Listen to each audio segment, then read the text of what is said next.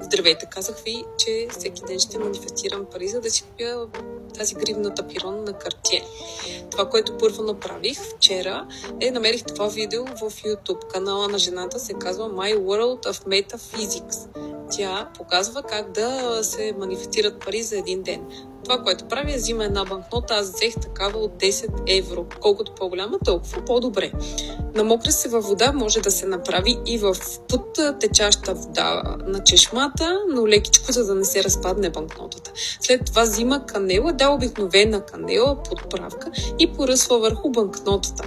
След това взима канелата с пръсти и я размазва отвън навътре към себе си. Това, което каза, че е много важно за процеса на манифестиране и за привличане на пари, е да сгъваш всичко към себе си, в посока към себе си, да размахаш канелата към себе си и след това, когато тръгнеш вече да сгъваш банкнотата, да я сгъваш към себе си. Ето така внимателно, много хубаво, по ръбчетата трябва да внимаваме, за да не се разсипе след това самата канела. Сгъваме към себе си, в никакъв случай в обратна посока. Отново сгъваме към себе си, така да се получи едно хубаво плоско квадратче.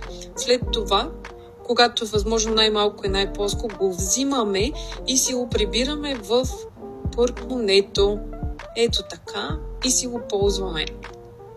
Това го направих вчера и днес ще ви покажа какъв беше резултата в видео малко по-късничко. Успех на всички!